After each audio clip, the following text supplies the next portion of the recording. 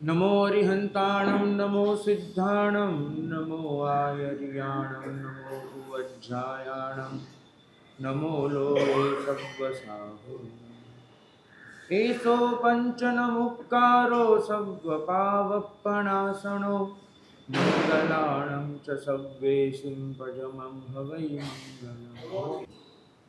સ્થાનાંગ સૂત્ર એમાં એક બહુ સરસ પ્રશ્ન પૂછાયો છે કે જેના ખભે ભાર પડેલો છે એવો મનુષ્ય પોતાનો ભાર ઉતારે એની રીત કેટલી? એક મનુષ્ય એક ખભા પર જે બોજો હોય એ બોજો પોતાના ખભા પરનો બોજો એ ઉતારે એની રીત કેટલી એવું પૂછ્યું છે। તમને કેટલી રીત મગજમાં આવે છે? ખભા પરનો બોજો ઉતારવાની કેટલી રીત હોઈ શકે? તમારા મનમાં કેટલા છે? કઈ રીત? ખભો ફેરવે, બહુ સરસ।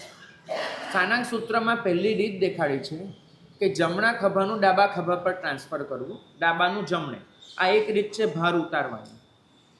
પછી ત્યાં બીજી રીત દેખાડી છે કે કોઈક મનુષ્ય એ શું કરે, 10 મિનિટ માટે પોટલા નીચે મૂકી દે, પછી પાછા પોતે ઉપાડીને આગળ ચાલતો કરે, તો એક ખભા પરથી બીજા ખભા પર ફેરવવો ભાર, આ એક રીત થઈ ભાર ઓછો કરવાની। બીજી રીત થઈ કે હું 10 મિનિટ માટે પોટલું જ નીચે મૂકી દઉં થોડાક સમય માટે। ત્રીજી રીત ત્યાં દેખાડી છે કે હું રાત મુકામ ક્યાંક કરી લઉં, મુસાફરીમાં જતો હું રાત મુકામ કરી લઉં અને આખી રાત બોજાને મૂકી રાખું, સવારે પાછો બોજો ઉપાડી અને ચાલતી પકડું। તો ત્રીજી રીત આ છે કે એક લાંબા સમય, એક રાત માટે આપણે ક્યાંક રાતવાસો કર્યો અને પેલો મૂકી દીધું। અને ચોથી રીત એ છે કે ખરેખર મારે જ્યાં પહોંચવાનું છે ત્યાં પહોંચી જાઉં અને કાયમ માટે બોજો છોડી દઉં, બરાબર? 4 રીત હોઈ શકે છે। એક ખભાથી બીજા ખભા પર, પછી થોડાક સમય માટે નીચે મૂકી દેવું, ત્રીજું રાતવાસો કરી અને થોડાક લાંબા સમય માટે ભાર છોડી દેવો, પાછો સવારે ઉપાડવો, અને ચોથું કે મુકામે પહોંચી અને કાયમ માટે ભાર મૂકી દેવો। આ 4 રીત ભાર ઉતારવાની હોઈ શકે। પ્રભુ ફરમાવે છે આ કહીને કે શ્રાવક સંસારનો બોજો ઉતારે એની પણ 4 રીત હોય છે। જેમ અહીંયા ભાર ઉતારવાની 4 રીત છે, એમ સંસારનો બોજો ઉતારવાની પણ 4 રીત છે। એક, શ્રાવક એક ખભા પરથી બીજા ખભા પર ફેરવે, એનો મતલબ શું કે બાધા લે નાની મોટી, જેમ કે બાધા લે કે બરફી નહીં ખાઓ તો પછી 2 પેંડા વધારે ખાઈ નાખશે, શું કરશે? એક મીઠાઈ નથી વાપરવાની, તો પછી જ્યાં 2 મીઠાઈ બની હશે ત્યાં બીજી મીઠાઈ પર થોડો વધારે હાથ મૂકી દેશે। એને એક બાધા લીધી કે હું આ પ્રકારના વસ્ત્રો નહીં પહેરું, તો પછી બીજી કોઈ લાલચમાં સપડાઈ જશે। ટૂંકમાં એ શું કરશે? એક ખભા પરથી બીજા ખભા પર બોજો ટ્રાન્સફર કરશે। લગભગ તમારી બાધાઓ જોશો ને તો એમાં એવું હશે કે વિષય બદલાશે, લાલચ તો ત્યાંની ત્યાં જ ઊભી રહે છે, બરાબર? પદાર્થ બદલાશે, વૃત્તિ તો એવી ને એવી જ હોય છે। તો આ થયું એક ખભા પરથી બીજા ખભા પર બોજો ફેરવ્યો, તત્પૂરતું એક ખભાને રાહત લાગે કે ડાબો ખભો દુખી ગયો તો હવે જમણા પર ગયો, એમ તત્પૂરતું શ્રાવકને એવું લાગે કે આપણે ભાઈ સંસારના ભારથી મુક્ત થયા, બાધા લીધી એટલે એને સમજણ ન પડે કે એકના નામ પર આપણે બીજું કરી દીધું છે। ઘણા શ્રાવકોને કેરીના રસની બાધા હોય, બરાબર? તો હવે ઘરે કેરીનો રસ બનાવે તો શ્રાવક માટે પાછું કંઈક સ્પેશિયલ તો બનાવવું જ પડે, કેમ કે શ્રાવિકાને બોજો રહે કે શ્રાવક કેરીનો રસ નથી ખાવાનો, તો બીજું કંઈક તો બનાવવું જ પડે। ટૂંકમાં ખભો બદલાય, વાત નહીં બદલાય। આ પહેલી રીત। હવે કેટલાક લોકો બાધાવાળા હોય। બીજી રીત કેવી કે થોડાક વખત માટે બોજો નીચે મૂકી દેવો, તો એને કહેવાય છે સામાયિક કરવું। 48 મિનિટ માટે સંસારનો બોજો ઉતાર્યો, જેમ પેલો કંઈક થાક્યો હોય તો થોડાક વખત માટે મૂકી દે, એમ સામાયિક કરવું એને શું કહેવાય કે ભાઈ થોડાક વખત માટે બોજો નીચે મૂક્યો, પાછો તમે માથે ઉપાડી અને અહીંથી ચાલતી પકડશો। તો આ બીજી રીત થઈ તમારી। ત્રીજી રીત, એક આખી રાત માટે બોજો ઉતારી દેવો, બરાબર? એ પૌષધ આપણે 12 કલાક 24 કલાક માટે બોજો ઉતાર્યો, પાછો લઈ અને જતા રહીશું। અને ચોથી રીત છે કાયમ માટે બોજો ઉતારી દેવો। સમજાઈ ગયું? બહુ સરસ। શ્રાવક સંલેખ ના કરે, શ્રાવક મનોરથ સેવી, અને મનોરથ સેવી કાયમ માટે જ્યાં પહોંચવાનું છે ત્યાં પહોંચી બોજો ઉતારી દે, અને બોજો ઉતારી કાયમ માટે હળવો ફૂલ બની જાય, એ ચોથી રીત થઈ. શ્રાવક વખતો વખત આ ચારમાંથી કોઈ પણ રીતમાં પસાર થતો જાય અને પસાર થઈને પોતાનો સંસારનો બોજો એ ઉતારતો જાય. આ ચોથી રીત સુધી પહોંચવા માટે શ્રાવક પ્રતિમામાંથી પસાર થાય. અત્યારે કોઈ પણ કારણસર 11 શ્રાવકની પ્રતિમા એનું પ્રચલન રહ્યું નથી. આપણી જે પરંપરા છે એમાં નથી, અન્ય પરંપરાઓમાં આજે પણ પ્રતિમા કરાવવામાં આવે છે. પણ આ પ્રતિમા ખરેખર શું છે અને કેવી રીતે કરી શકાય, અને આજે પણ ગીતાર્થ ગુરુ ભગવંતો શ્રાવકની વિશેષ પાત્રતા જોઈ અને પ્રતિમા કરવાની છૂટ આપતા હોય છે અને પોતે જ શ્રાવકને પ્રતિમા કરાવતા પણ હોય છે. એટલે કોઈ વખત તમે જેને તમારા ગુરુસ્થાને ધર્યા હોય એવા ભગવાન પાસે જઈ અને તમારી પાત્રતાનું નિવેદન કરી અને તમે પૂછી ચોક્કસ શકો કે સાહેબ આપ મને પાત્ર ગણો છો પ્રતિમાનું નિર્વહન કરાવવા માટે, અને જો એ ભગવંતને પાત્રતા લાગે અને તમારા પર અનુગ્રહ કરે તો તમે એ પ્રતિમાનું આરાધન કરી શકો છો. આનંદ શ્રાવક વગેરે 10 શ્રાવક એમને પોતાના જીવનમાં 11 પ્રતિમાની આરાધના કરેલી હતી. આપણે જાણીએ છીએ કે અત્યારે જે ઇન્દ્ર છે એનું શતક્રતુ નામ એટલે જ પડ્યું છે કેમ કે કાર્તિક શેઠના ભવમાં એમને 11 પ્રતિમા 100 વખત કરી.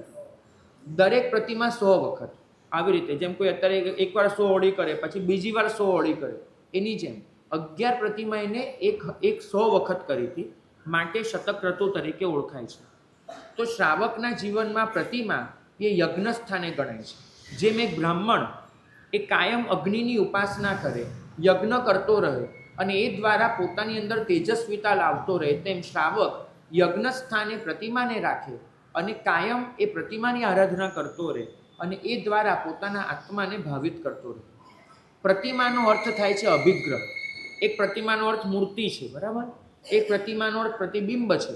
પણ અહીંયા આ કન્સેપ્ટમાં પ્રતિમાનો અર્થ થાય છે અભિગ્રહ. વિશેષ પ્રકારના અભિગ્રહ સાથે જીવન પસાર કરવું, કાળ પસાર કરવો, એને કહેવાય છે પ્રતિમા. એક વખત તમારી આગળ હું 11 પ્રતિમાનું વર્ણન કરું, કેમ કે આમાં છે ને 3 ભાગ છે. પહેલી 6 પ્રતિમા, પછી 3 અને પછી 2. 6 પ્રતિમા અત્યંત સરળ છે, પછીની 3 થોડીક અઘરી છે અને છેલ્લી 2 વધારે અઘરી છે. આવી રીતે ગણાય છે. અને આપણે જો ધારીએ અને ગીતાર્થ ગુરુ ભગવંતોની જો અનુજ્ઞા મળે તો જીવનમાં બહુ સહજ રીતે આ પ્રતિમાઓનું પાલન કરી શકાય છે. તો આપણે એક એક પ્રતિમા સમજીએ. પહેલી પ્રતિમા છે દર્શન પ્રતિમા. દર્શન પ્રતિમા એટલે શું? આ પ્રતિમા 1 મહિનાની હોય છે. આટલું યાદ રાખજો કે દરેક પ્રતિમા એમાં 1 મહિનો વધતો જાય. એટલે બીજી પ્રતિમામાં 2 મહિના હોય, ત્રીજી પ્રતિમામાં 3 મહિના, એમ 11મી પ્રતિમામાં 11 મહિના. આવી રીતે નિયમ હોય. બીજું કે તમે જ્યારે બીજી પ્રતિમામાં દાખલ થાવ ત્યારે પહેલી પ્રતિમામાં જે નિયમો પાળવાના હોય એ તો બીજીમાં આવે છે. તો જે ત્રીજીમાં દાખલ થાવ તો 1 + 2 + 3 એવી રીતે ગણવાનું. એટલે પેલું કશું છોડી ન દેવાય. તો પહેલી જે દર્શન પ્રતિમા છે એને કહેવામાં આવે છે સમ્યક્ત્વના શુદ્ધિકરણની પ્રતિમા. તો 1 મહિના માટે શ્રાવકે વધુમાં વધુ સમ્યક દર્શનની ઉપાસના કરવાની. તો આ પ્રતિમામાં શ્રાવકે શું કરવાનું હોય? સમ્યક્ત્વના જે 67 બોલ છે એના વિશે ચિંતન કરવાનું. પોતાની અંદર એમાંના કેટલા બોલ છે, કેટલા નથી, પોતે કઈ કઈ રીતે સમ્યક્ત્વને દૃઢ કરી શકે છે એના વિશે ચિંતન કરવાનું. સમ્યક્ત્વના 67 બોલ પર 67 કથાઓ મળે છે, એક બોલની આરાધના કરનાર એની. તો સમ્યક્ત્વ સપ્તતિકા વગેરે ગ્રંથો વાંચો, તેમાં આવા 67 કથાઓ મળશે તમને, એક બોલ પર એક કથા. તો આવા જે સમ્યક્ત્વવંત મહાપુરુષો, મહાસતીઓ જે થઈ ગયા છે એ બધાએ કેવી વિષમ પરિસ્થિતિમાં પણ પોતાનું સમ્યક્ત્વ ટકાવી રાખ્યું હતું. એની કથાઓ પોતે વાંચે, એ કથાઓનો મર્મ સમજવાનો પ્રયત્ન કરે અને એ કથાઓ દ્વારા પોતાના જીવનમાં કઈ રીતે સમ્યક્ત્વની શુદ્ધિ કરી શકાય તેના પણ પ્રયત્નો કરે. બીજા કેટલા એવા સમ્યક્ત્વની કથાઓ મળે છે તે કરે. સમ્યક્ત્વવંત જે આત્માઓ હોય, જેનામાં વિશેષ સમ્યક્ત્વ દેખાતું હોય, એની સાથે સત્સંગ કરે અને એ સત્સંગ કરીને સમ્યક્ત્વની વાતો કરે. સમ્યક્ત્વવંત આત્માઓનું બહુમાન કરે. પોતે આવા જે સમ્યક્ત્વ ધરાવે છે એમનું બહુમાન કરે. જીનેશ્વર ભગવંતની વિશેષે પૂજા ભક્તિ કરે, જેથી એનું સમ્યક્ત્વ દૃઢ થાય. અરિહંતના ઉપકારો, અરિહંતના ગુણો, એનું સ્મરણ વગેરે કરે. આ બધું કરીને પોતાના સમ્યક્ત્વને અત્યંત નિર્મળ કરે. કેટલા વખત સુધી? 1 મહિનો. તો 1 મહિનો પોતે સમ્યક્ત્વના શુદ્ધિકરણમાં ગુજારે, એને કહેવાશે દર્શન પ્રતિમા. અલબત્ત આ પ્રતિમા કરતી વખતે પોતે અલ્પ સાવધ્યવાળી આજીવિકા ચાલુ રાખે. અહીંયા એને ગૃહસ્થપણું છોડવાનું નથી. બીજું, આ પ્રતિમામાં એને કોઈ વિશેષ તપ પણ કરવાનું નથી. એની શક્તિ મુજબ જે એકાસનું વગેરે કરી શકતો હોય પોતે, સામાન્ય રીતે એમ કહેવાય, બાકી ગીતાર ગુરુ ભગવાન તો એમાં પણ તમને અપવાદ આપી શકે, પણ સામાન્ય રીતે એમ કહેવાય કે આ બધું કરવા માટે આહાર માટેની સંજ્ઞા થોડીક તૂટે એટલે એકાસ ના હોય. પછી એમાં પણ આગળ પાછળનું વિચારી શકાય છે, પણ એક પદ્ધતિ એકાસનાની છે અને પોતે એકાસના કરે અથવા તો ગુરુ ભગવાન જે ફરમાવે તે તપ કરે. એની સાથે પોતાની અલ્પ સાવધ્યવાળીને મર્યાદિત આજીવિકા ચાલુ રાખે. જેમ કે 3 કલાક 4 કલાક જેટલું કમાય, કોઈ વખત જરૂર પડે તો 6 કલાક 8 કલાક બી હોય, પણ અતિશય નહીં, લોભ નહીં કે કમાવું એવું ન રાખે. અને આમ કરીને પોતાના વ્યવહારો પણ ચાલુ રાખે. આમાં તમે હરીફરી પણ શકો, એક જગ્યાએથી બીજી જગ્યાએ જઈ પણ શકો, કોઈ પ્રસંગમાં હાજરી પણ આપી શકો. પણ એ સિવાય જેટલો બી સમય જાય છે એ સમયમાં વિચારતંત્ર શેમાં રોકાયેલું હોય? સમ્યક્ત્વમાં. આખો દિવસ એ બસ સમ્યક્ત્વ વિશે વિચારો કરે, ચિંતન કરે, આ બધું કરે. તો આ પહેલી કહેવાશે દર્શન પ્રતિમા. આ પ્રતિમા તમે જો થોડોક પુરુષાર્થ કરો તો કદાચ સહેલાઈથી થઈ શકે એવી પ્રતિમા છે ને એનાથી પોતાના સમ્યક્ત્વની શુદ્ધિ થઈ શકે એવી છે.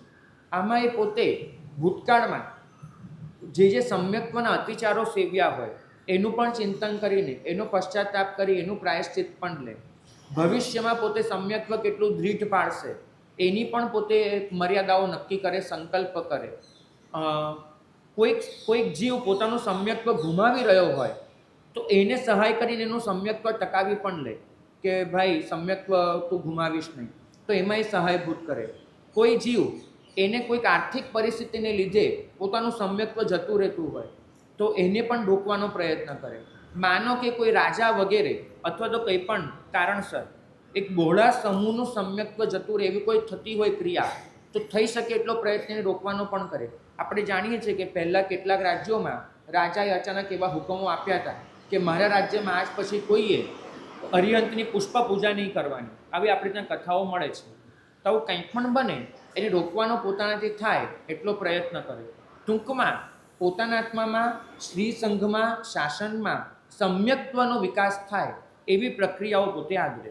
આર્થિક રીતે સંપન્નતા ઓછી વધતી હોય તો કદાચ બધા માટે ન થઈ શકે, પણ સ્વમાં તો સમ્યક્ત્વનો વિકાસ થાય એવી પ્રક્રિયા ચોક્કસ થઈ શકે. તો આવા મેં તમને લગભગ 13-14 ઉપાયો દેખાડ્યો. આ બધું કરવું એ પહેલી દર્શન પ્રતિમા કહેવાશે. 1 મહિના સુધી આ કરે પછી શ્રાવક વચ્ચે ગેપ પણ પાડી શકે, અને ગેપ ન પાડે તો સળંગ પણ કરી શકે બીજી પ્રતિમા. એ પ્રતિમાનું નામ છે વ્રત પ્રતિમા. હવે પોતે સમ્યક ચારિત્રની કરણી કરવા માંગે છે તો વ્રત પ્રતિમામાં શું કરે? આ જ બધું ચારિત્ર વિશે. પોતે અત્યાર સુધી જેટલા વ્રત લીધેલા છે એનું સ્મરણ કરે. અમને એવા કેટલાય શ્રાવકો મળે છે, કેટલાય શ્રાવિકાઓ મળે છે, તમને નવાઈ લાગે. એ લોકો શું કે સાહેબ અમે નાણ સમક્ષ 12 વ્રત ઉછરેલા, 11, 12, 10 કોઈ પણ વ્રત ઉછરેલા, પણ સાહેબ શું ઉછરેલું ને હવે યાદ નથી રહ્યું. બરાબર. પછી અમે કહીએ કે તમે જ્યારે ઉછર્યું ને ત્યારે તમે કાગળ તો બનાવ્યું જ હશે. તો કે કાગળ ક્યાં મૂક્યું એ ખબર નથી, ખોવાઈ ગયું. કાગળ ખોવાઈ જાય, વ્રત કયા લીધા હતા ભૂલાઈ જાય, તો પછી શું મતલબ? તો પોતે આવી રીતે જે વ્રત લીધેલા હોય, નાની મોટી બાધાઓ લીધેલી હોય, એનું પોતે ચિંતન કરે. ચિંતન કરીને એ પોતે પ્રાયશ્ચિત પણ કરે કે જે વ્રત પોતે લીધેલું અને નથી પાડ્યું એનું પ્રાયશ્ચિત કરે. નવા વ્રતો જીવનમાં કયા કયા લઈ શકાય એનો સંકલ્પ કરે. વ્રતધારી આત્માઓ એનું બહુમાન કરે, એનો સત્સંગ કરે. એ લોકો પાસેથી પૂછે કે તમને આટલા વ્રત પાળવાની ભાવના કેવી રીતે થાય છે, તમને કેવી રીતે આ લેવાની ભાવના જાગી, વ્રત પાળવામાં તમને જે મુશ્કેલીઓ આવે છે એને તમે કેવી રીતે ઓળંગો છો, આ બધું પૂછે.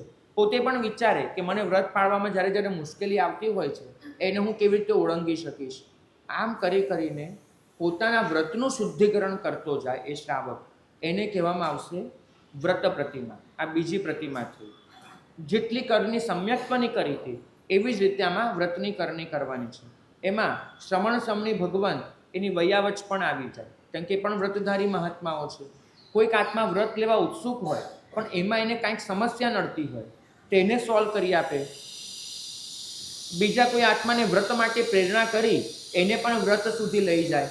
તો શ્રાવક 2 મહિના આમાં પસાર કરે, એને કહેવાય વ્રત પ્રતિમા. આમાં પણ તપ વગેરે પહેલાની. ત્રીજી આવશે સામાયિક પ્રતિમા. સમ્યક્ત્વ આવ્યું, વ્રત આવ્યું, તો હવે એની પાછળ આવશે સમતા. હવે 3 મહિનાની પ્રતિમા. 3 મહિના સુધી શ્રાવક સમતા ભાવમાં રહેવાનો પ્રયત્ન કરે. સમતા છે એના 3 પરિમાણ છે.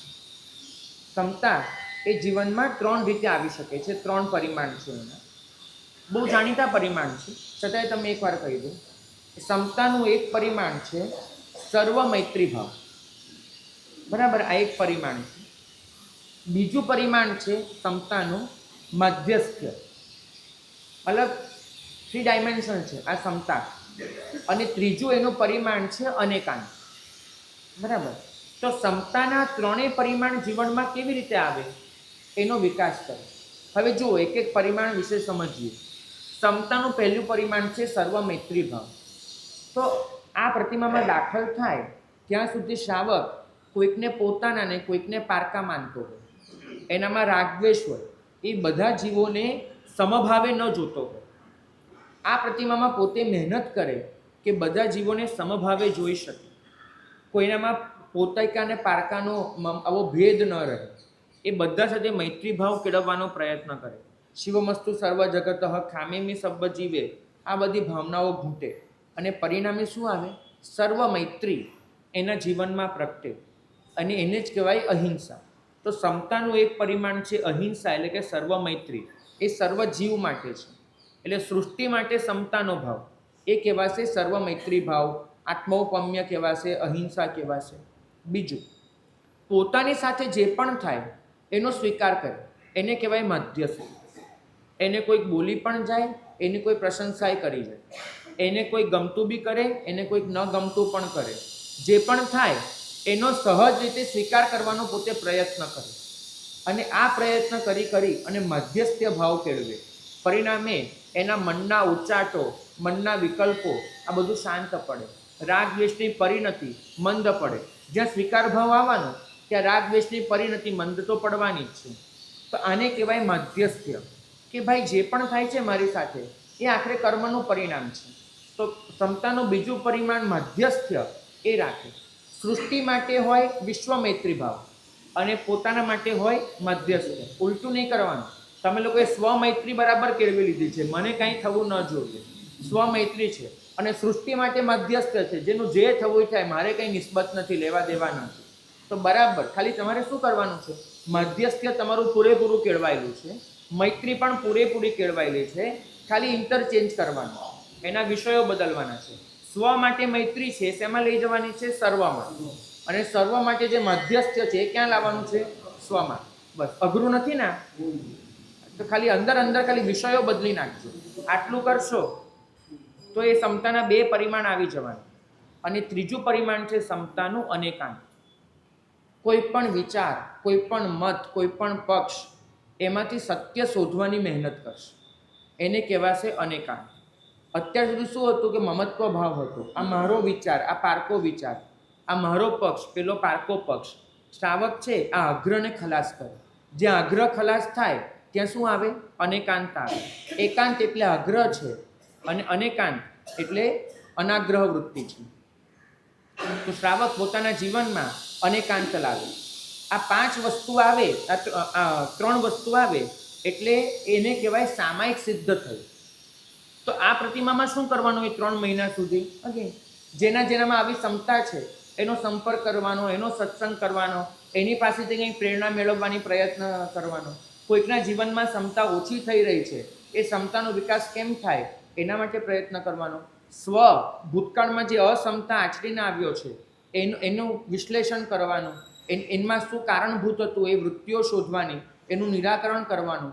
હવે પછી પોતે ક્ષમતામાં કેવો સ્થિર રહેશે એનો પોતે સંકલ્પ કરે, ક્ષમતાવંત જે આત્માઓ છે એની પર્યુપાસના કરે, એનું બહુમાન કરે.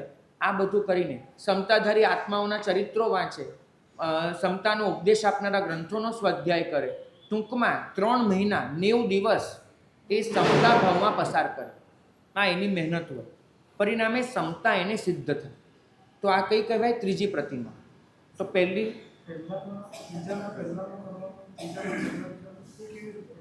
હા, એ કેવી રીતે અનુસ્યુત હોય તેનું એ રીતે કારણ છે કે જ્યારે વ્રતની આચરણા કરવા જાય ને તો વ્રત સમ્યક દૃષ્ટિકોણ પર નિર્ભર છે. જો તમારી પાસે સમ્યક દૃષ્ટિકોણ નહીં હોય, સમ્યક્ત્વ નહીં હોય, તો વ્રત એ બાલ તપ બની જશે. બરાબર? બાલ તપ ને પંડિત તપ વચ્ચે આટલો જ ફરક છે. સમ્યક દૃષ્ટિકોણ હોય ત્યાં એ પંડિત તપ કહેવાશે, સમ્યક દૃષ્ટિકોણ ન હોય ત્યાં બાલ તપ કહેવાશે. એટલે વ્રતની વાત કરતી વખતે સમ્યક્ત્વ તો ટકાવી જ રાખે. અને એ જ રીતે સામાયિક ક્ષમતા ભાવની વાત કરતી વખતે પોતાના જે વ્રત નિયમ છે, કેમ કે વ્રત નિયમ વગર ક્ષમતા કેવી? જ્યાં સુધી તમે સાવધ્ય પર કંટ્રોલ નથી કર્યો ત્યાં સુધી ક્ષમતા કેવી? એટલે ન હોય. અને આમાં શ્રાવક વધુમાં વધુ સમય સામાયિકમાં પસાર કરે. 2 સામાયિક, 3 સામાયિક, 5 સામાયિક, 8 સામાયિક એમાં પસાર કરે. અને એ પસાર કરીને હા પણ તમારી જેમ નહીં, તો શ્રાવક પોતે સામાયિક ગ્રહણ કરીને બેસે અને પછી મહત્તમ સમય સામાયિકમાં પસાર થાય એવો પોતે ભાવ રાખે. આ કરીને પોતે સામાયિક પ્રતિમાને સિદ્ધ કરે. આમાં પહેલા 2 કરતાં સાવધ્ય પ્રવૃત્તિ આપોઆપ અલ્પ પડે, કેમ કે વધુ સમય સામાયિકમાં જાય એટલે સાવધ્ય પ્રવૃત્તિ અલ્પ થવાની. પછી ચોથી આવે પૌષધ પ્રતિમા. બરાબર છે? જે વસ્તુ સામાયિકમાં કરતો હતો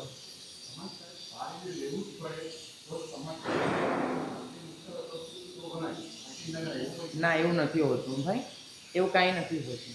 બાળ જીવો હોય ને એ આવા બધા વિકલ્પો કરતો હોય, આપણે એવું ન હોય. પછી આવે પૌષધ પ્રતિમા. પૌષધ પ્રતિમા એટલે શું? કે જે વસ્તુ સામાયિકમાં કરતો હતો એ પૌષધમાં કરે. પણ પૌષધનો અર્થ સમજજો. મૂળ શાસ્ત્રીય શબ્દ છે પૌષધ માટે ઉપોસથ. ઉપોસથ આ એનો સાચો શબ્દ છે, મતલબ ભગવાનના વખતનો. ઉપોસથ એટલે શું? ઉપ એટલે નજીક અને ઉસથ એટલે રહેવું. વસ ધાતુ છે એનું પ્રાકૃતમાં રૂપ થાય છે ઉસથ, ઉપોસથ. આજે પણ બૌદ્ધ ધર્મમાં એ લોકોની જે પૌષધ છે એને ઉપોસથ જ કહેવામાં આવે છે આજે પણ. તો આપણો પણ મૂળ શબ્દ એ હતો ઉપોસથ. ઉપોસથ એટલે આત્માની નજીક જઈને રહેવું. ક્ષમતા આવી એટલે તમે વધુમાં વધુ શું કરવાના છો? આત્માની નજીક જઈને રહેવાના છો. હવે આત્માની નજીક જઈને રહીએ એમાં બાધક તત્વો કેટલા? તો 4 છે. આપણે આત્માની નજીક જવામાં બાધક તત્વો 4 છે. એ 4 જે બાધક તત્વો છે એનાથી દૂર રહેવું એ જ ઉપોસથ કહેવાય છે. જુઓ, તમે પહેલો કયો લો છો? આહાર પોષણ. તમે બોલો છો. મૂળ પોષક શબ્દ કેવી રીતે આવ્યો હતો? ઉપોસથ છે ને એ એમાંથી બોલતા બોલતા ઉ નીકળી ગયો. ઝડપથી બોલો ને તો ઉપોસથ એમ નહીં બોલે, તો પોષથ એવું થઈ ગયું. પછી એ જે પોષથ છે એનું પ્રાકૃતમાં થઈ ગયું પોષહ. ઉ નીકળી ગયો, પોષથનું પોષહ. અને એ શબ્દ પાછો સંસ્કૃતમાં આવ્યો ત્યારે થઈ ગયું પૌષધ. તો આવી રીતે એક બન્યું છે. તમે વસ્તુનું ઉષિત કરો ને એવી રીતે આ ઉપોષથ શબ્દ બને છે. ઉ નીકળી ગયો, પોષથ, પોષહ, પૌષધ. તો પૌષધનો મૂળ છે કન્સેપ્ટ આત્માની નજીક જઈને રહેવું. એમાં બાધક વસ્તુ 4 બને. પહેલી બને આહાર. આહારની પરોજન એટલી બધી હોય તો તમે આત્માની નજીક જઈને રહી ન શકો, કંઈ સતત તમને ઓલું જ થાય. એટલે પહેલાં આપ્યું આહાર સંજ્ઞાનો ત્યાગ, એટલે આહાર પૌષધ આપ્યું. પછી બીજું શરીરની આળપંપાર, એ તમારા આત્માની નજીક રહેવામાં બાધક બને છે, એટલે બીજું આપ્યું શરીર સત્કાર પૌષધ. ત્રીજું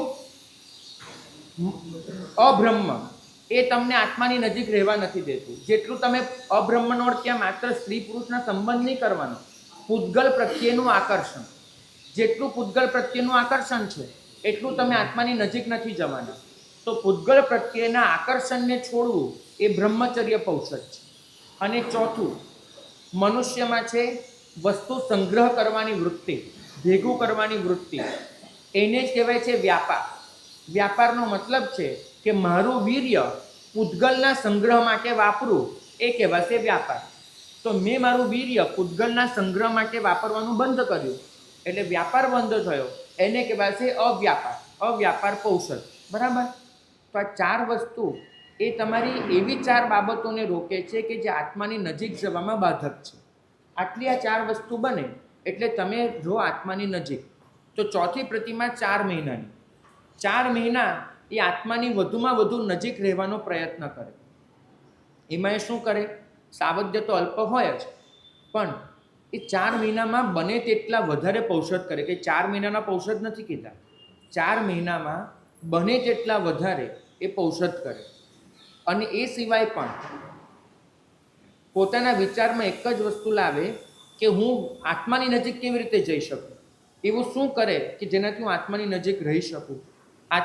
મારી આત્માની નજીક જવામાં બાધક તત્વો કયા, એનું કેમ દૂર કરી શકું. જે લોકો આત્મરમણતા કેળવી ચૂક્યા છે એમનો સત્સંગ કરે. જે બધું સમ્યક્ત્વમાં હતું, જે બધું વ્રતમાં હતું, જે સમતામાં હતું, એ આત્મરમણતામાં. અને આત્મરમણતામાં મગ્ન જે સાધક આત્માઓ હોય એમની સાથે રહેવાનો પ્રયત્ન, એમની વાતો સાંભળવાનો પ્રયત્ન, એમના ચરિત્રોમાંથી કંઈક પ્રેરણા લેવાનો પ્રયત્ન, આ બધું કરી અને પોતે 4 મહિના પસાર કરે. તો એને કઈ પ્રતિમા કહેવાશે? પૌષધ પ્રતિમા. પૌષધ પ્રતિમા એટલે વાસ્તવમાં ઉપોસથ પ્રતિમા, આત્માની નજીક રહેવાની પ્રતિમા. પહેલાંના જમાનામાં આવી 11 પ્રતિમાઓમાંથી પસાર થઈને પછી ચારિત્ર અપાતું. સામાન્ય રીતે એમ કહેતા હતા ને કે ચારિત્ર લેતા પહેલાં પરિકર્મ કરો, એ આના લીધે. તમને શું લાગે છે આવી રીતે જે માણસ પસાર થઈને ચારિત્ર લે એનું ચારિત્ર કેટલું સક્ષમ હોય? ખૂબ જ હોવાનું. તો આ ચોથી પ્રતિમાથી હવે આટલું આવ્યું. તો આત્માની નજીક રહેવાનું શીખ્યા, તો શરીર પ્રત્યેનું મમત્વ છૂટવું જોઈએ. તો 5મી પ્રતિમા આવે કાયોત્સર્ગ પ્રતિમા. એમાં કાય શબ્દનો અર્થ કેટલો? તો આત્માની નજીક રહેવામાં બંધનભૂત તમામ બાબતો એ કાય કહેવાશે. તો પહેલો તો કાયનો અર્થ શરીર, બીજો અર્થ ઇન્દ્રિય, ત્રીજો અર્થ મન, ચોથો અર્થ મનની અંદર જાગતી ભાવનાઓ, અને 5મો અર્થ એ ભાવનાઓ જેને લીધે જન્મે છે તે વૃત્તિઓ. આ 5 વસ્તુ શાસ્ત્રકાર ભગવંતોએ કાય તરીકે ઓળખાવી છે. તો આ 5 કાય એનો ઉત્સર્ગ કરે. અને બાહ્ય કાય શું છે? તો બાહ્ય કાય છે પૌદ્ગલિક પદાર્થો, જેના વગર તમે એવું માની લીધું છે કે મારું જીવન શક્ય નથી, મને ચાલે નહીં. તો જ્યાં આવું આવે ને કે મને ચાલે નહીં, એનાથી છૂટવાનો અને એને છોડવાનો પ્રયત્ન કરે, એને કહેવાય કાયોત્સર્ગ. એટલે આવી જેટલી પણ બાબતો હોય, શરીર, મન, એને પણ જીતવાનો પ્રયત્ન કરે, એના વિસર્જનનો પ્રયત્ન કરે. અને જે પૌદ્ગલિક પદાર્થો વગર પોતાને ચાલે એવું જ નથી એવું પોતે માને છે, એનાથી પણ કેમ છૂટી શકાય, એના મમત્વથી કેમ મુક્ત થઈ શકાય, એના માટેનો પ્રયત્ન કરે. એને કહેવાય કાયોત્સર્ગ પ્રતિમા. આ કેટલા મહિનાની હોય? 5 મહિનાની. અને 5 મહિના સુધી મમત્વને જીતવાનો પ્રયત્ન થાય. અને તમે લોકો ઊંધું કરો છો, એમ વિચારો છો કે મમત્વને જીતીશું તો આત્માની નજીક જવાશે. બરાબર. શાસ્ત્રકાર ભગવંતો કહે છે કે આત્માની નજીક જશો તો મમત્વને જીતવા માટેનો વિર્યોલ્લાસ થશે. એટલે 5મું આવે મમત્વને જીતવાનો કાયોત્સર્ગ પ્રતિમા. વધુમાં વધુ સમય કાયોત્સર્ગમાં પસાર કરે, મમત્વથી બચવામાં પસાર કરે. આમાં પણ એ કેવા પગલાં લેશે? હવે તો તમે પણ કહી શકશો શું કરશે પગલામાં, આ પ્રતિમામાં કેવું કરશે? જે લોકો આવી રીતે મમત્વને જીતી ચૂક્યા છે એમની પાસે જઈને પૃચ્છા કરશે કે મમત્વને જીતાય કેવી રીતે, એના ઉપાયો કયા હોય, અમારે પણ જીતવું છે તો હું મારા જીવનમાં કઈ કઈ રીતે જીતી શકું. પહેલાં પોતે જ્યાં હાર વેઠી હોય મમત્વ સામે, એ હારને યાદ કરીને એને પણ જીતમાં બદલવાનો પ્રયત્ન કરે, સંકલ્પ કરે, પોતાના ખરેખર કયા બંધનો છે એની શોધ કરે, એની નોંધ કરે અને એક એક બંધનમાંથી છૂટવાનો પ્રયત્ન કરે. પ્રભુએ કીધું ક્યાંક કોઈના માટેનો પ્રેમ બંધન બની જાય છે, ક્યાંક કોઈના માટેની જવાબદારી બંધન બની જાય છે. તો આ બધા જ બંધનોને પોતાના જીવનમાં શોધે અને એ શોધીને એનો ઉત્સર્ગ કરે, એનું વિસર્જન કરે.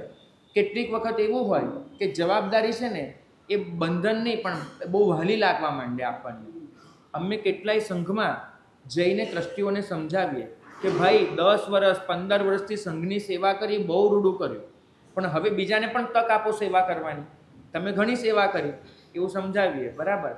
તો એ લોકો શું કે સાહેબ અમે ન હોઈએ તો આ સંઘ ચાલી શકે નહીં. તો કેટલીક વખત એવું બને કે જવાબદારી બહુ વહાલી લાગે, જવાબદારી મીઠી લાગે, આપણને એમ થાય કે નહીં આપણે છીએ ત્યાં સુધી તો છોડવું જ નથી.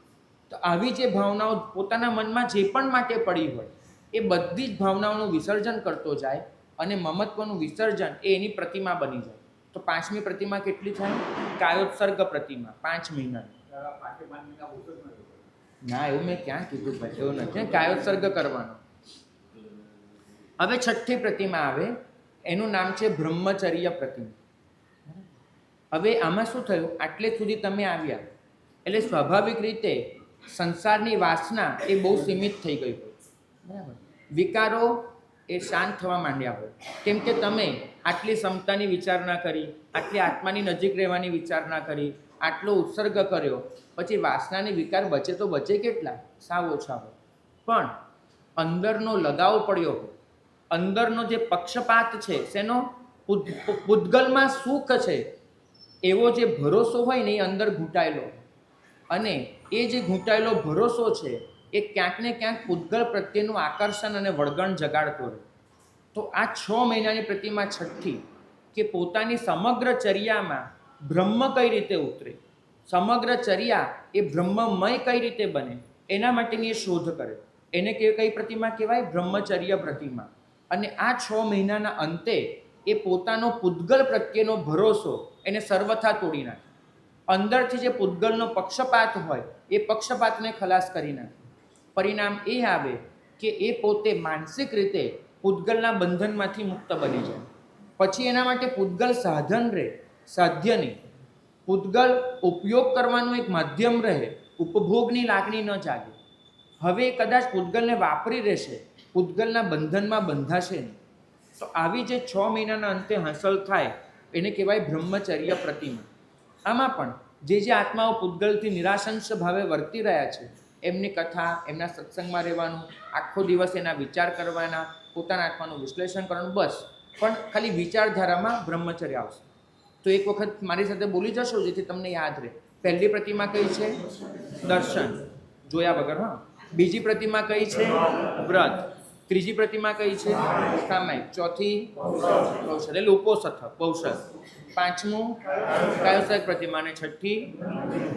તમને બરાબર લાગે છે કે ક્રમશઃ આત્મતત્વનો વિકાસ આ રીતે જ થતો હોય?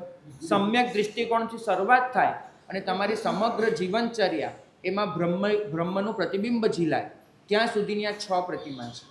આ 6 પ્રતિમાનો એક સેટ છે. આ સેટ પૂરો થાય એટલે જીવ એ હવે બીજા તબક્કામાં પ્રવેશ કરવા તૈયાર હોય. આ 6 પ્રતિમા છે એ ભાવનાત્મક હતી. આમાં નિયમો બિલકુલ કડક નહોતા. સામાન્ય રીતે જે પાળી શકાય એવી જ વાત હતી. મુખ્યતઃ આ મન પર હતું. આ સમગ્ર પ્રતિમા મન પર છે. મનને જીતવાની, મનને કેળવવાની એની પ્રક્રિયા છે. આને કહેવાશે મનનું પરિકર્મ, આને કહેવાય છે તુલના, આને કહેવાય છે અભ્યાસ. તો તમે જ્યાં પણ વિચારો માનો છો ને કે શ્રાવક જીવનની એને તુલના કરી, અભ્યાસ કર્યો, પરિકર્મ કર્યો, વાસ્તવમાં એ 6 પ્રતિમા સ્વરૂપે હોય છે. અને પછી જીવનમાં એવું જીવન બની જાય કે એક દિવસમાં પણ 6 પ્રતિમાનો અભ્યાસ થાય. કારણ કે પોતાના વિચારતંત્રમાં જ આ બધું પડેલું હોય, એ ઘૂંટાઈ ગયું હોય. તો આ જ રીતે અભ્યાસ થતો જાય. તો આ 6 પ્રતિમાનો પહેલો તબક્કો જીવ પસાર કરે. કેટલો વખત થાય આમાં એને? 21 મહિના. 21 મહિના થયા આમાં. બરાબર? એટલે કેટલા વર્ષ થયા? લગભગ પોણા 2 વર્ષ. પોણા 2 વર્ષ થઈ ગયા. હવે આગળની 3 પ્રતિમા આવે. આ 3 પ્રતિમા છે એ નિયમ સ્વરૂપે છે. પેલી ભાવના સ્વરૂપે હતી. 3 પ્રતિમા એ નિયમ સ્વરૂપે છે. પહેલી પ્રતિમા છે સચિત્ત વર્જન પ્રતિમા. તો જીવનમાં જેટલો પણ સચિત્તનો ઉપયોગ હોય અને જે પણ ષડજીવ નિકાયની વિરહધના હોય એનાથી બચવાનો પ્રયત્ન કરો. જો અત્યાર સુધી નિયમો બિલકુલ નહોતા, અત્યાર સુધી ભાવનાઓ હતી, અને ભાવના કેળવાઈ ગયા પછી નિયમમાં પ્રવેશ. તમે લોકો તમારા દીકરાઓ સાથે બરાબર ઊંધું કરો છો. પહેલાં નિયમો કરાવો છો, પછી આશા રાખો છો કે એનામાં ભાવના જાગશે. એ નહીં બને. પ્રતિમાનો ક્રમ પણ જુઓ. સમ્યક દૃષ્ટિકોણથી શરૂઆત કરી છે કે પહેલાં તમારું દૃષ્ટિકોણ સુધારો, પછી તમારું વિચારતંત્ર સુધારો, અને એ બધું કર્યા પછી તમે નિયમમાં દાખલ થાઓ. તો 7મી પ્રતિમા આવી છે સચિત્ત વર્જન પ્રતિમા. તો પોતાના જીવનમાં જ્યાં પણ ષડજીવ નિકાયની વિરાધના દેખાય છે એને ધીમે ધીમે દૂર કરતો જાય. ખાસ કરીને સચિત્ત વર્જનમાં આવે છે આહારપાન, જ્યાં આગળ પોતે પોતાના ઉપયોગ માટે સચિત્તનો વધ કરી રહ્યો છે એનાથી બચે. અને 7 મહિનાના અંતે એ પોતે ઘણા બધા સચિત્તથી મુક્ત થઈ ગયો હોય, લગભગ બધાથી એવું એ કરે. એટલે કાચા પાણીથી બચવું, અગ્નિથી બચવું વગેરે. શરૂ કેવી રીતે થાય?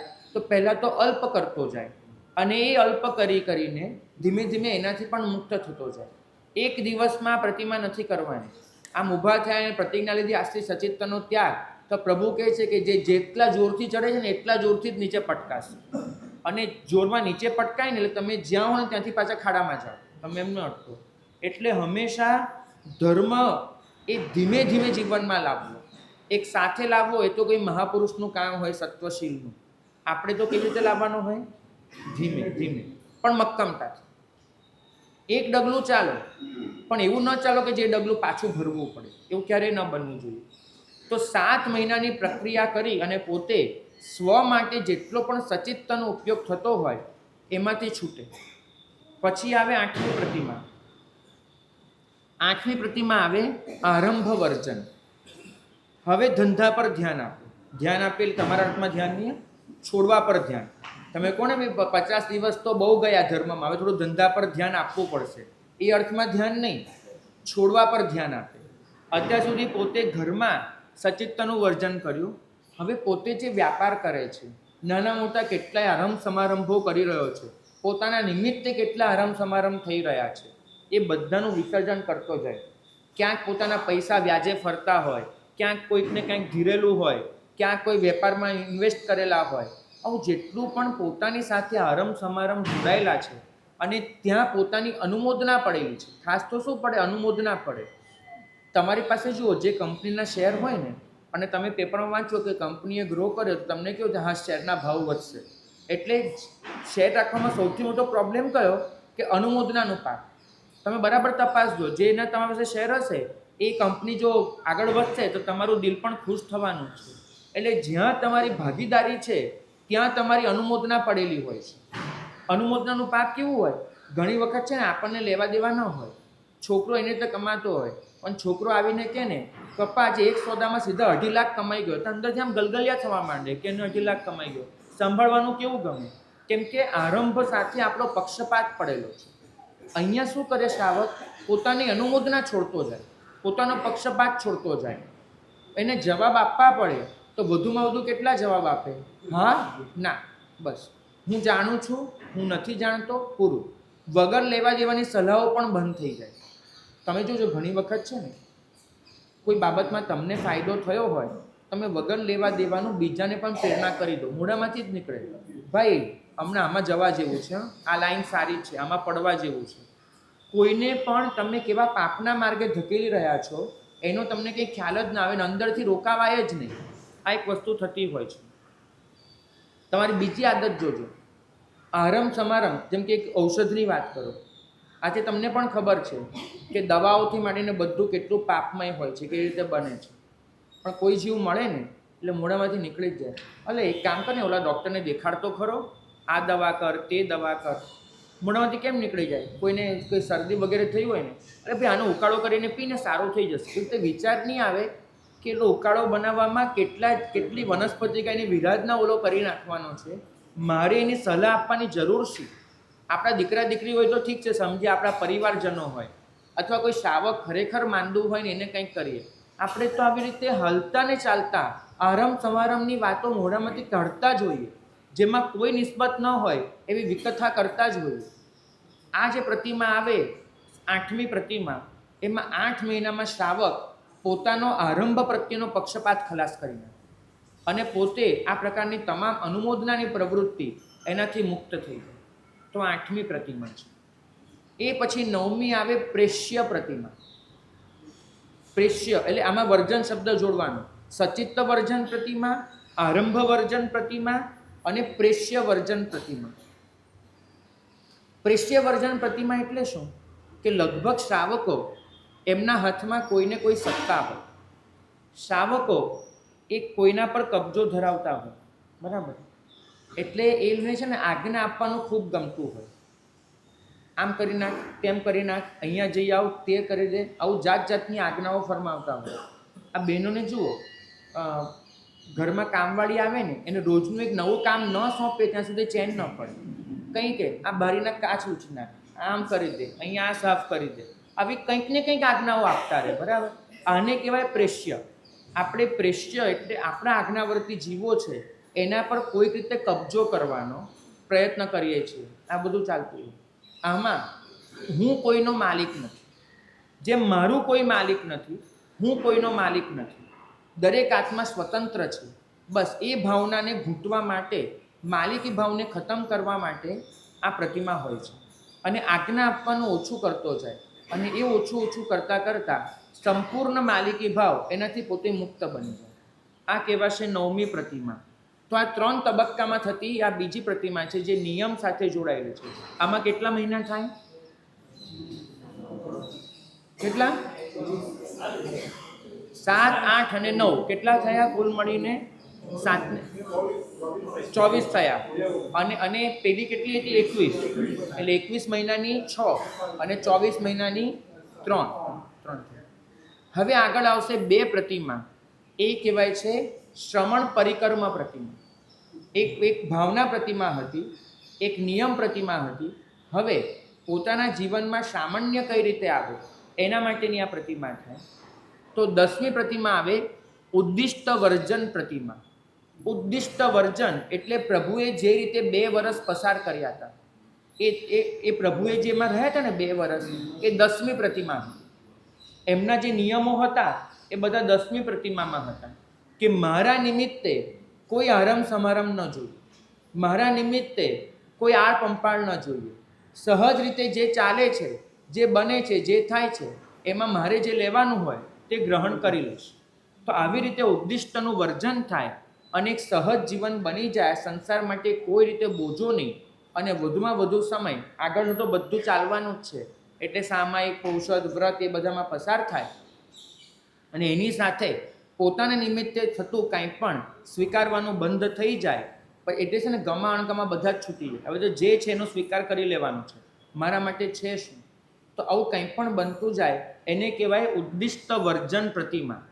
આ સામાન્યનું પરિકર્મ થયું, બરાબર? કેમ કે સાધુનું જીવન એ સાપેક્ષ હોય છે, નિરપેક્ષ નથી હોતું. પણ એ સાપેક્ષતા એમાં કોઈના પર આધાર ચોક્કસ હોય છે, અપેક્ષા નથી હોતી. અમે સાપેક્ષ છીએ, તમારા ઘરે જ બોરવા આવવાના છીએ, પણ તમારા ઘરે આવું જ હોવું જોઈએ એવી અમારી અપેક્ષા નહીં હોય. કોઈ દિવસ કોઈ મહાત્માએ આવીને તમને કીધું કે ઘરેથી કંઈ શીખ્યા વગર આવ્યા, કોઈ મીઠું બરાબર નાખો, કેવી રસોઈ બનાવો છો, કોઈએ કીધું? નહીં કીધું, બરાબર? એ જે હશે એનો સ્વીકાર કરી લેશે. તો આ ઉદ્દિષ્ટ વર્જન પ્રતિમા, એમાં પોતાના નિમિત્તે મીઠું વધારે જોઈએ, ઓછું જોઈએ એટલું પણ ન બચે. કોઈ વસ્તુ જ નહીં, જે છે એનો મારે સ્વીકાર કરી લેવાનો છે. તો આ 10મી પ્રતિમા આવી. અને 11મી પ્રતિમામાં શ્રાવક 11 મહિના સાધુની જેમ જ જીવન વ્યતીત કરે. લોચ પણ કરાવે, રહે ઉપાશ્રયમાં, વેશ પણ આવો જ પહેરે, પણ ખાલી શું કરે? આ કપડું હોય ને એને ઉપરથી પસાર કરે. અમે જેમ એક ખભો ખુલ્લો રાખીએ એવું નહીં, બંને ખભા ઢાંકે. આવી રીતે રહે અને ઘરે ઘરે ગોચરી જાય, ઘરે ઘરે ભિક્ષા માંગે અને ભિક્ષા લઈ. હા, 10મી 9મી પ્રતિમા આવે ત્યાં સુધી તો શ્રાવકે કમાવાનું છે, આળસુ નથી બનવાનું. 10મી પ્રતિમા આવે ત્યારે માત્ર હરમ સમારમ છોડી દેવાનો છે, પણ પરિવારના ભરોસે રહેવાનું છે. 11મી પ્રતિમામાં પણ એ પોતે જેને ઓળખતો હોય એવા ઘરે જ જાય. સાધુની જેમ નહીં કોઈ પણ ઘરે જતા રહેવાનું, પણ પોતાના જ્ઞાતિજનો કે એમને ત્યાં જવાનું રાખે. આવક જૈનના ઘરે જ જાય, એમાં પણ ઓળખીતા પાળખીતાના ઘરે જાય, બરાબર? અને ખાસ આજે તો ઘણા સાધર્મિકો 11મી પ્રતિમા સીધી કરી લેવા તૈયાર છે. તમે જમાડતા હો તો અમને કંઈ પ્રોબ્લેમ નથી, પણ પહેલી 10 કરીને આવે તો 11મી પ્રતિમાનો સ્વીકાર છે. તો એ પોતે આવી રીતે 11મી પ્રતિમામાં લોચ સહિત શ્રમણ જીવન પસાર કરે 11 મહિના સુધી. એમાં સાધુની જેમ જ જીવન વ્યતીત કરે અને એ પછી એને લાગે કે હવે હું કેળવાયો, બરાબર થયો, તો પછી ગુરુ ભગવાન પાસે જઈ ઉત્તમ મુહૂર્તનો સ્વીકાર કરે અને શ્રમણ ધર્મ અંગીકાર કરે. પ્રતિમાની આખી આવી ક્રમ છે. પહેલાં 6 ભાવના પ્રતિમા, 3 નિયમ પ્રતિમા અને 2 સામાન્ય પરિકર્મ પ્રતિમા.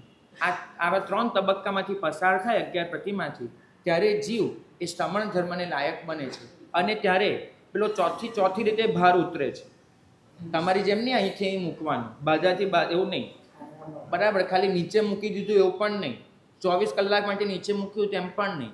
કાયમ માટે ભાર છોડવો હોય એની આ તૈયારી 11 પ્રતિમામાંથી પસાર થાય છે. તો છેલ્લી 2 પ્રતિમાનો કાળ કેટલો થયો? 21 મહિના થયા, 10 અને 11, તો કુલ મળીને 11 પ્રતિમાનો કાળ કેટલો થયો?